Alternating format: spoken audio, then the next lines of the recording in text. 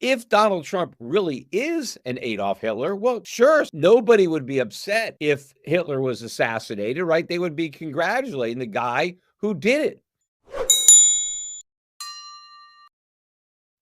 I've talked on this podcast about the fact that I believe that Donald Trump was going to be reelected, that it was, the odds were very strong in his favor.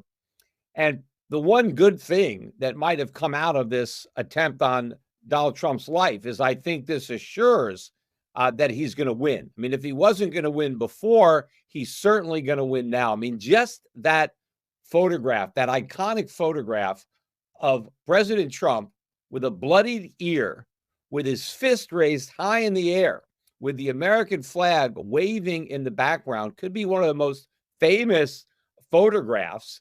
And I think that image alone is enough to get a lot of people to vote for Donald Trump.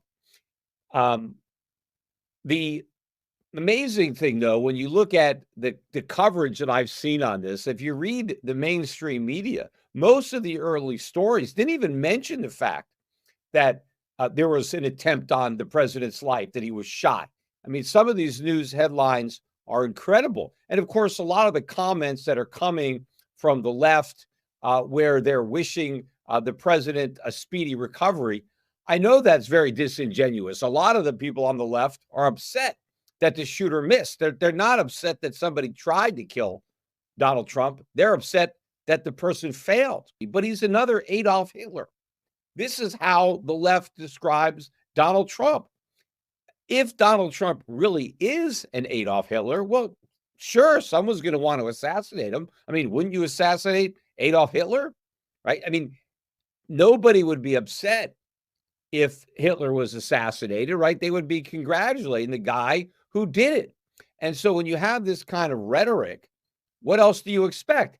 In fact, I'm sure that had the shoe been on the other foot, had somebody attempted to assassinate Joe Biden, the media would be having a field day blaming Trump, blaming MAGA Republicans. You see, this is the type of hatred that your divisive, radical right-wing, agenda is promoting, all the hatred, right? They would be blaming it all on Trump. Well, where is the media blaming the assassination attempt on Trump, on Biden, on the left, for all the hate and all the, the way they described President Trump? In fact, I saw that, I think it was a fundraising call just a week ago, where President Biden said that it's time to put Trump in the bullseye. Now, I know that he didn't mean that literally in the bullseye, mean take a shot at him, but clearly, if Donald Trump had said something about putting Biden in the bullseye, right, they would have been all over him. But Biden says it, and no one seems to care. But it's especially poignant when, in fact, somebody did literally put Trump in a bullseye and almost killed him. I mean, just a few inches or an inch off. I mean, it grazed his ear. If it was a little further over, the president could likely be dead.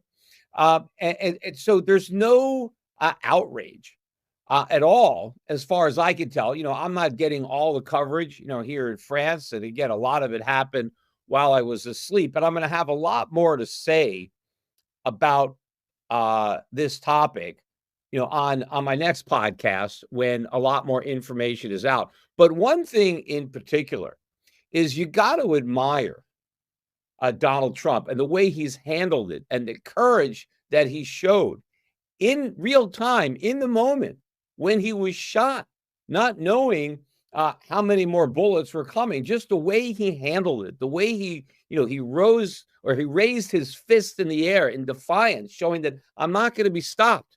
I mean, look at what this man has been put through legally, and now, almost murdered. The left is doing everything they can, not, that I know that, this was some kind of conspiracy yet. I mean, I'm not going to jump the gun, and we'll see what comes out. But look at what he is going through. I may not agree with everything Trump does. And sure, I would have preferred it had he, dramatically cut government spending or even cut government spending at all, because he didn't do that. He increased government spending. But of course, government spending would have increased even more had Clinton been elected. I'm tired of seeing Democrats pointing out that how much the national debt went up under Trump, as if it would have gone up less under Clinton. It wouldn't have. I was disappointed that the president didn't do anything to reduce government spending, and I hope that in his second term, he actually does reduce dramatically government spending. I hope he does that. I know that if Biden were reelected, there'd be no hope at all that that would happen. But just the character of the man and the type of individual, more and more people now are starting to see that. I've seen now Elon Musk has come out and he's endorsed President Trump in the aftermath of this shooting.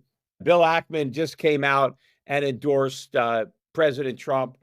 So more and more people now are jumping on the bandwagon. I think that image, that iconic image of the president with the flag in the background and his fist in the air and blood on his ear, I think that's going to be a big rallying cry. As that's the type of fighter, that's the type of courage, that's the type of man that we want leading the country.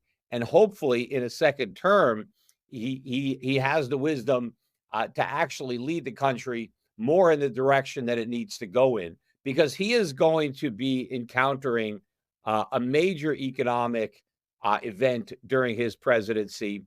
He's not going to prevent it. There are a lot of people who think, well, it's a panacea. If we elect Trump, the problems are going to go away.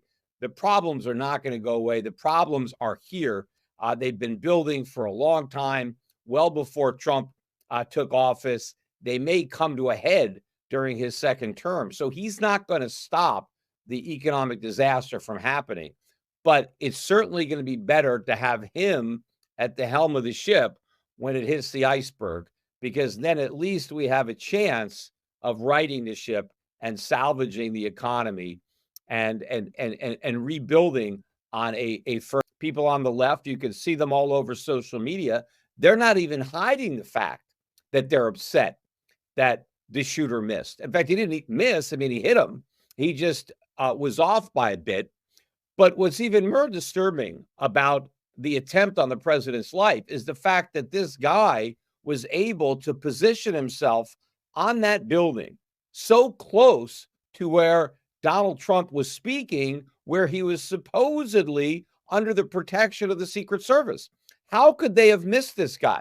The building was right across from where the president was speaking. And other than the building that was behind him, it was really the only other vantage point where a sniper would have a clean line of sight on the president. How could the Secret Service detail have missed this guy? And apparently there are a number of people in the crowd who spotted him and who were yelling. Yet you had a couple of Secret Service sharpshooters on the roof behind the president who somehow couldn't see this guy as he was moving towards the president with a gun or a rifle.